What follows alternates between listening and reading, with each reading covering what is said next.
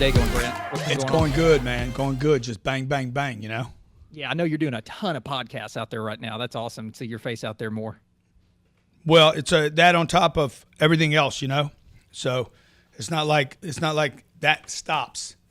All the other stuff, the deals, the negotiating, the partnerships, the kids. My girls are riding bikes this week. So it just goes to show you that back to the obsessed thing, you know, you can either be like, do one or two things and try to balance the rest of your life, or you can be obsessed with your life and make sure you cram as much as you can into it. Yeah, absolutely. To make it a great life. I'm glad you mentioned that because that's a lot of what I want to talk to you about today. And for those of you out there who are living under a rock and don't really know who Grant Cardone is or what his story is, Grant, tell us how you got to where you were today from either your childhood or young adult when you started working. Just how did you get to where you are today? Because I know it doesn't just happen overnight. Dude, I got there by being obsessed with getting out of where I was. And it didn't happen overnight. It's about be obsessed, get obsessed, be obsessed, stay obsessed, and then surround yourself with other people that are maniacs. And be willing to get rid of the people along the way. Like there's no, I know everybody's looking for, hey, when did your life change? Look, it changes every day. So, and then you got to add change on top of that. How are you going to get to Mars, right? Well, you're going to build a ship. You're going to probably blow up the first 2 or 3 of them. And then you're going to stay focused on the task, get people around you that don't make excuses, get rid of people that do. And then you're going to be like, hey, we're going to Mars, dude, no matter what it takes, what it costs. And you got to keep feeding the dream, you know? And so that's what I've done, dude. I like from 8 years old, like 7, 8 years old, I've just been feeding the beast. And when I quit feeding the beast of my dreams and fantasies, when I quit giving them energy, what happened was I started feeding other demons. And my life went downhill. So by the time I'm 25, I'm broke, I'm wrecked, I'm spiritually bankrupt, I'm physically bankrupt, I hate myself. But I didn't quit, you know, Jared, I just had to start rebuilding from zero. So, Grant, tell me, I know a little bit about your story, maybe more than some of my listeners out there. I know that you had I guess a pretty unproductive past, to say the least, and we can go as deep into that as you want to, but I know at one point you had doctors telling you that you'd be good to stay off of different things for about 24 hours, and I don't even know how anybody gets up in the morning with any vision or hope for the future whenever that happens. Tell me how you climbed back from kind of the past that you had to the guy you are today that's cleaned up and obviously much better and accomplishing great things. I threw myself completely into I did what people say you shouldn't do, okay? I traded a negative addiction for work. So I have never met a super successful person that somebody hadn't labeled a work addict. Like when work becomes an addiction, dude, we got a problem with labels. You know, I remember my dad died when I was 10 years old. He didn't have a problem with work. He said work is good. He said more work is better. He said lots of work is even better than that. And if you could get a whole bunch of people working together, you could actually accomplish something. Now, fast forward, you know, to somewhere in the last 20 years, work became an addiction. Like, oh my God, you're a work addict, you're a compulsive work person, you're overachiever, you have problems in your life. I'm like, dude, the only problem I got in my life is that you telling me work is a bad thing. The more I work, the better I am. The more I get accomplished, the happier I am. The more I work and the more I accomplish, the better I feel about myself. I'm not trying to fill up a hole. I'm trying to reach my potential. So to answer your question, which was, you know, what went wrong, basically? What went wrong was I quit obsessing I denied the obsessions I have about the greatness that I believed was possible for me. And when I denied my greatness, my potential, my fantasies about the future, right? When I denied that, dude, you're pushing so much energy down. The moment a guy offered me the first freaking stick of weed, and I grabbed it reluctantly and then smoked it. See, I got all this stuff I've been denying, right? I'm like, dude, that was good. Let's do that again. Okay, let's do it again. And then let's pop a pill and let's whatever, right? Let's smoke that and let's smoke this and let's just, and then I spent the next 9 years smoking and popping and killing myself. So when I went to the treatment center and said, okay, I got to get rid of the negative obsession, they actually suggested that I should get rid of all obsessions. And I'm like, no, man, there's too much juice there, dude. There's too much life there. And so I grabbed all that and just threw it down into my first career, which was sales. Tell me, Grant, how obsession is different than motivation in your mind. I know people throw those words around all the time, but you're camping out on obsession constantly in this new book. How is that different than motivation? Well, motivation is temporary, you know. Obsession keeps you up at night. Motivation doesn't keep you up at night, dude. You know, dude, that's not obsession. That's enthusiasm. You know, obsession is maybe I don't even look enthusiastic. Maybe I go through the entire tone scale from grief to enthusiasm to exuberance but dude, I'm running through walls, bro. Okay. Obsession is when you're out of ammo and you still run at the guy and take him out. Obsession is what the people on the flight into the above Pennsylvania did. Said, hey, let's just take the plane down. That's not motivation, dude. We're way, you know, obsession is the thing that makes heroes. Motivation doesn't make a hero. Right. And the whole reason that I asked that is I think people get those two things way confused. Yeah, I think it's an awesome question, by the way. All the interviews that I've done about this book, nobody's asked me that question. And I didn't cover it in the book, by the way. And right now that you asked it to me, Jared, I'm like, it is radically different and a great question. Yeah. And when I look at your life, I know that you haven't always had this kind of success. You didn't pop out of the womb extremely successful, owning a jet and all the things that you do, or all the experience that you know you have now that you can win. So I would think when Grant Cardone's, I'm speaking for you here, but I would think when Grant Cardone wakes up each morning, there's part of you that knows you can win because you've done the preparation, the training, you've been down that path before. Tell me how you dealt with adversity, though, whenever people tried to shut you down as a young adult and you didn't have the experience. You didn't know that you could win. You were dealing with getting off drugs, getting your life cleaned up. How did you deal with that to get on this path of winning without any experience whatsoever in the level of success you have now? Dude, I remember my first 10 years, so that people understand when you brought up the plane and everything. My first 10 years of my life, I remember being on one plane with my mom, my dad, and my brothers and sisters. We went on one trip in 10 years. Before that, I never been on a trip. We sat in coach.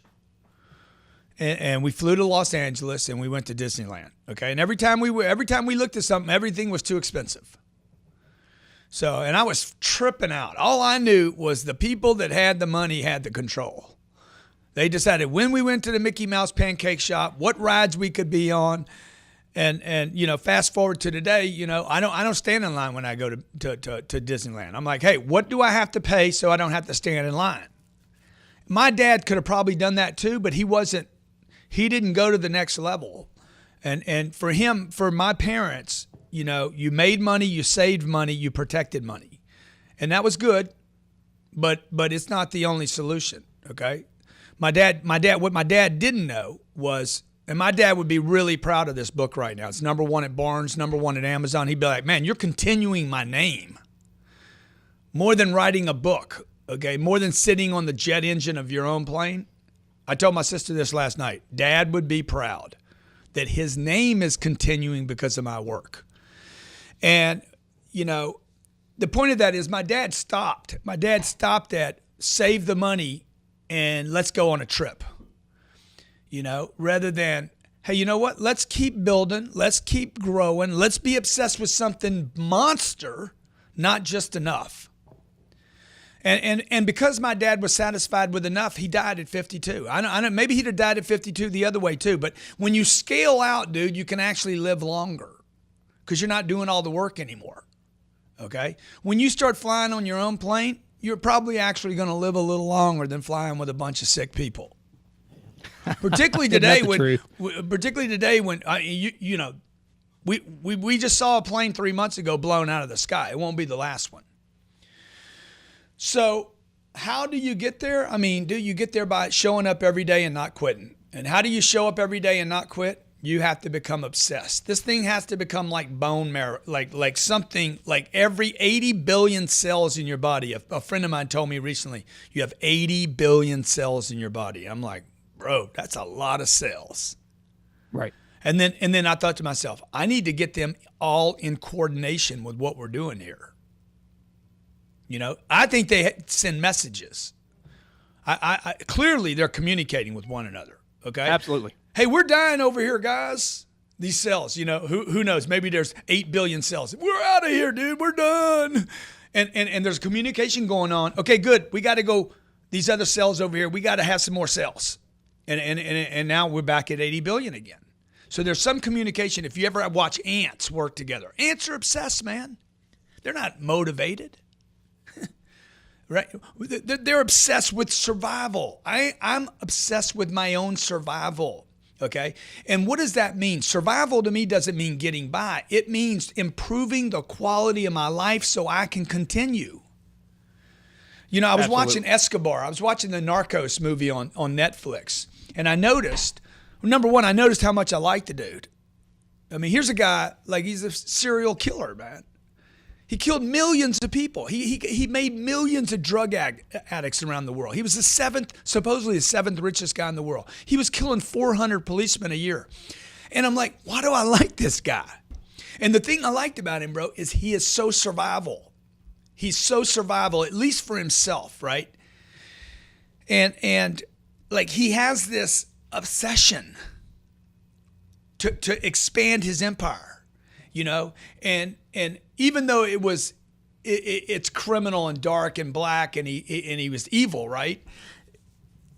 I think a lot of good people with good intentions, a lot of church-going people with good intentions that have read the good book and know the verses, they could use some of the guts that Escobar had so that they could actually do good in the world. You know what I'm saying? Sure. See, I know a lot of good people with good intentions that simply just don't do anything, man. They go to church on Sundays. They spend their 45 minutes there. They got the prayers down, the hymns down. They know the da-da-da. They do this. They throw $1 in the thing and they walk away. What else, man? Dude, what about being obsessed with that every day? I hear about the Muslims that pray 3 times a day. I think they do 3 times a day, maybe 4 or 5 times a day. Dude, I think that's freaking awesome. I got to tell you. Now, now, where it's not awesome is where it goes awry, right? It's where the individual goes bad, but that's evil, right? That's just wrong path. It's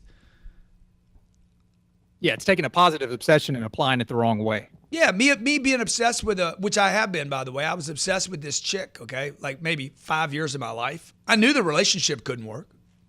I mean, if you sat me down and asked me, dude, do you think this relationship has any chance at making it? I'd be like, no. But man, I want to go hit her right now. I want to hit it. It's so good when I hit it. So there was something in me, man. It was something in me, that drew me, compelled me to this individual. And I'm going to tell you what I think it was as I look back on it. It was at a time in my life, and I write about this in the book. It was at a time in my life where I had backed off, man, of my obsession with my purposes and with the expansion of my purposes. So I had basically started 3 businesses. They were all running well, and I started acting like Colin Kaepernick. Dude, I don't even play on Sundays, and I act like I'm a star, You know what I'm saying? I'm acting like a star, dude, but I'm not even in the game anymore. I'm basically resting on yesterday's victories. You follow what I'm saying? Right. And what happens is I get bored. Or the rock star that does an hour and a half on stage to 25,000 people, and that's his whole week, man. 1.5 hours. And the rest of the week, he's trying to get back to that thing he experienced in front of the 25,000 people. Problem is, he doesn't have another show for a week. So everything goes awry, okay? For 1.5 hours, he contributed to the planet. And for 166.5 hours, he tried to find it again because he doesn't have enough obsessions, enough positive things to throw himself back into. And that's why Michelle, I was so interested in this chick at that period of my life, not because there's something wrong with me, because I wasn't being obsessed with new things that were positive for me. So that energy that energy, that sunlight, that what a photosynthesis, whatever that thing is seeking some target constantly. It's trying to go someplace to find a target. And if it doesn't have something to do, it's like, okay, let's go hit something. Right. Grant, I know there's a few types of people that you and I would both probably agree on out there. There's negative people that aren't going anywhere. There's positive people that could do a lot of good, but they don't know how to go forward. And then you've got positive and obsessed people. And I know you probably know all of those people just like I do. Everybody, though, needs to recharge. We talked about this a little bit last time, but everybody needs to recharge. And people out there that are positive and obsessed and could be doing a lot more. I'm sorry, positive and don't know how to go forward could be doing a lot more. But to the listener that's hearing this and says, look, man, I'm a positive guy. I work my tail off. I'm burning the fuse at both ends. I want to move forward. Grant keeps talking about being obsessed. May seem silly, but where do they start? Where do you start after being beaten down most of your life to say, look, I'm going to wake up tomorrow and start a new pathway of being obsessed where I can go conquer big Well, I things? think there's two questions there, Jared. Number one, where do I start? Number two, if you feel like you're burning at both ends right now and you got nothing left and you need to recharge. So let's take the recharge first. You know, I would tell the guy that thinks he needs to recharge, first of all, if you can only afford a 3-day vacation, that is not the way to recharge. Correct. Oh man, I need a vacation so bad it's going to recharge me. No, it's not. That's not going to recharge you, dude. There's no proof anywhere on the planet that 3 days in a Holiday Inn where breakfast is free and the people you meet will be boring is going to recharge you. Correct. In fact, I've been on vacations that were more work than the trip was like going on the trip was more work than had I stayed home. Right. Now, if I'm going to do a trip, dude, I'm doing a sick trip, okay? I tell people this all the time. Look, if you can't do a sick trip, I'm talking first class, everywhere, waste money, buy everything you want while you're there, buy the best house, the best villa, have room service, have people cleaning up behind you. If you can't do that trip, don't go on a trip. You got to figure out some other way to chill out because you hadn't got your money right yet. And by the way, nobody's entitled to a vacation. Nobody's entitled, I need some time off. Dude, until you have the money to do the deal right, don't go do the deal. Because that would be a recharge. But if I'm going there, if I'm planning the trip and spending money I don't have, then I go there and spend money I don't have. And then I come home and I got to pay bills for a trip with money I don't have, okay? That's not stress, man. Okay, I mean, that's not recharge. Oh, yeah, you're taking a step backwards. You're going to be like, dude, that was dumb. No, but what you will do, you won't do that was dumb. You'll say, I deserved that trip. I needed that trip. I couldn't afford that trip. And now you're going to experience even more stress because you there's no way out now, okay? Can you turn that fan on? The other question about if I don't know where to start, man, look, you guys, you got to have some big freaking, the reason you're burnt out is either your goals aren't big enough or you're not doing enough. Like every time I feel like I can't do more, what do? My solution is not to take stuff off my plate. My solution is to add something else because I want to disagree with the universe. Okay, I want to tell when I'm telling myself, man, I can't find time to do this second interview with Jared, right? That's what my office was telling me, Jared. Dude, there's no time. I said, do it right after the G&E show. The reason I did that, by the way, was not for you, Jared. It was for me because I want to disagree with the universe. I want to say, hey, I will make time. I can make time. I refuse to believe that I'm a candle burning. I don't have a fuse, man. Okay, I don't. What is a fuse? A fuse goes into a bomb blows up, firecracker blows up, C4 blows up, and it's over with. You can't reduce me to C4. You cannot reduce me to a firecracker. I'm not a firecracker. A guy called me a firecracker once. He said, "You're quite the firecracker, dude. I'm nuclear weapons. I'm nuclear that never stops. Okay, He probably didn't even know what you were talking about. Huh? I said he probably didn't even know what you were talking about. Yeah, when I you don't had that care, but it response. was important that I knew what I was talking about because ain't nobody going to call me a firecracker, dude. Okay, the problem, even the best fireworks display you've ever seen, the one over New York, December 31st, it ends, man. I don't end. See, the obsessed person doesn't end, and I can prove it to you. Jesus Christ. We both know his name. I don't know what your religion is, but we know who the dude is, man. Oh, yeah, I'm a believer. Because he was obsessed, bro. He's like, hey, bring on the nails, dog. Bring them on. Bring on the sword, baby. Okay, how about a nail in that left foot over there, man? Okay, yeah, move that over a little bit. See, that's how obsessed that dude was. Hey, by the way, my brother over there was stealing stuff, man. Forgive that guy. Okay? Right. And I could use a nice crown, man. Right? Like, he's literally like, come on. So we're still talking about him today, right? Steve Jobs, man, guy was obsessed. I mean, these people are like, I'm not going to die, dude. Walt Disney, he was probably around before you were alive. You know his name. His work lives on. Why? Because he was obsessed. He wasn't motivated. And maybe he was motivated. But more importantly than motivation, which sounds like Tony the Tiger on the front of the Frosted Flakes, great! Okay? More than being motivated to buy something, dude, I'm freaking obsessed. And I think you hit a key point earlier. That obsession, if it's not controlled and it's not put into the right avenues, leads to destruction. So I want everybody to hear this. That obsession, when denied, when suppressed, when held down, okay, that's when it goes off in destructive directions. It's when it's denied, dude, not when it's directed the right way. Everybody's obsessed about something, man. I've never met a human being on planet. You don't need to be a heroin junkie for me to find out you got an addiction about something. There's something, dude, that you do that you like so much, you would do it every day. You know, my daughters are 6 years old and 4 years old, right? They don't know about bicycles yet.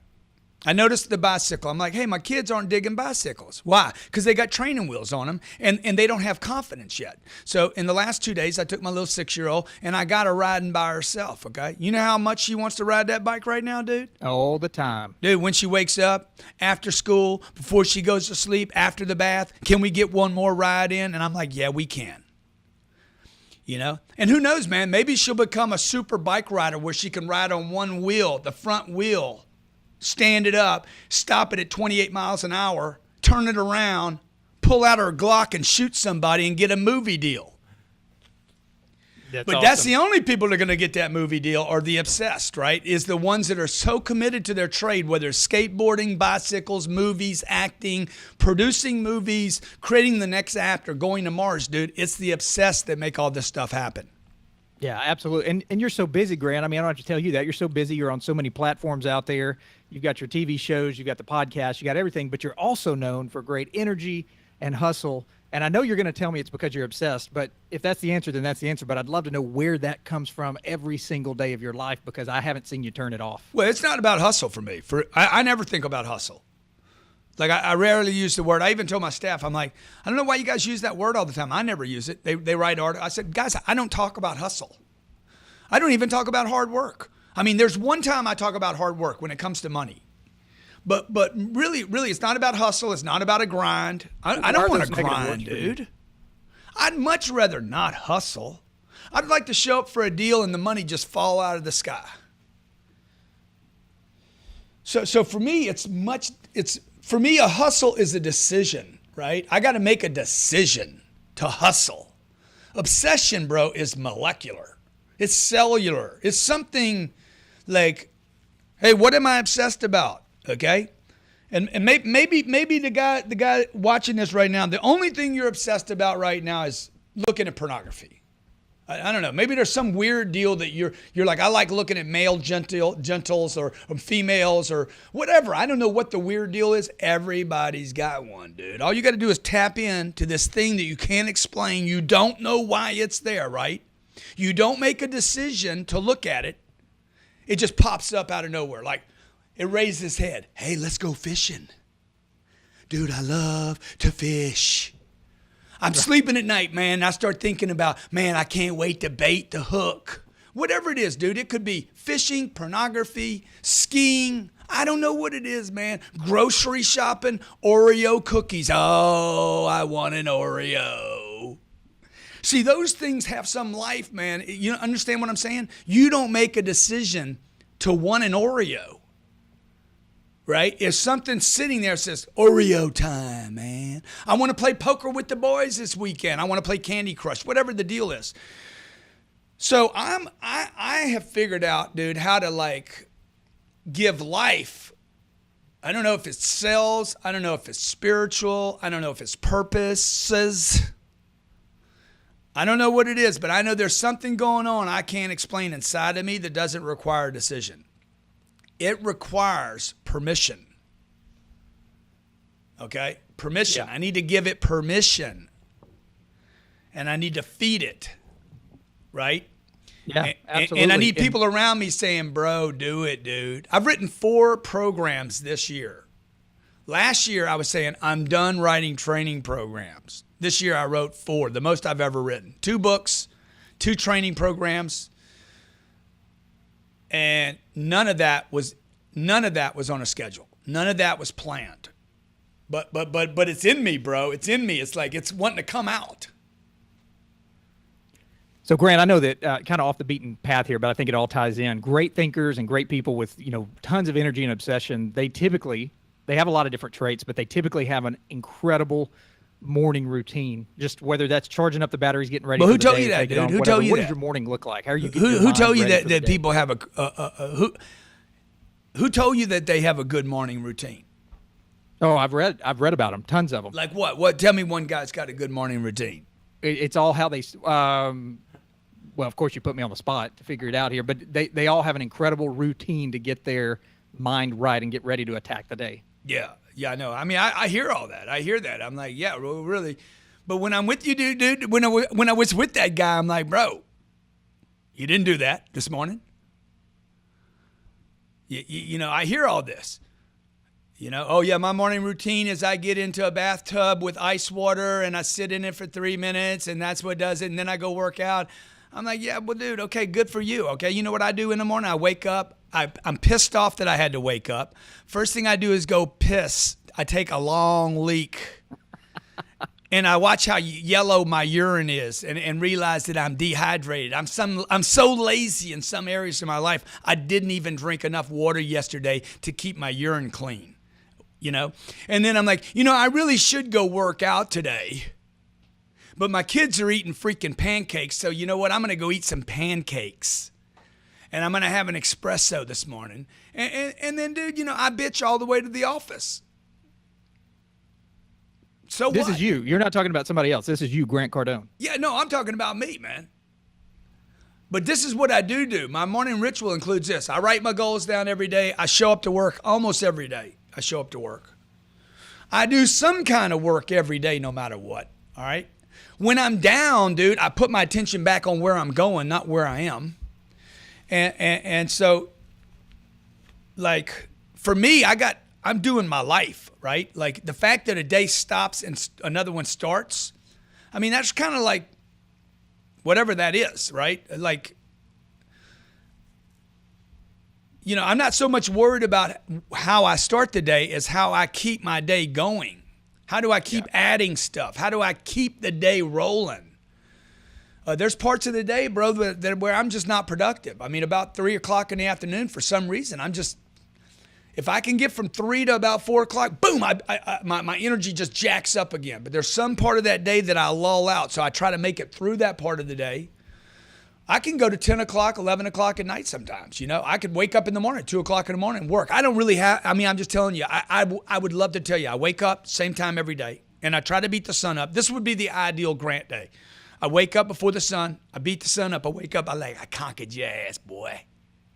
I beat you up, son. Okay. Now, I'd like to go down, work out, second thing. 3, I'd like to spend some time with my kids. 4, take a shower. Write my goals down somewhere in between all that. Get to work before everybody else. Work out that day at least twice. Eat healthy, okay? Pray to God. Thank God every time I do something successful. Thank you, Lord. Thank you. Thank you, man. Thank you, bro. That was all about you, brother. But you see, I don't do any of that stuff. But I'd like to. And until I can be that perfect guy, bro, I'm just going to have to be old broken GC.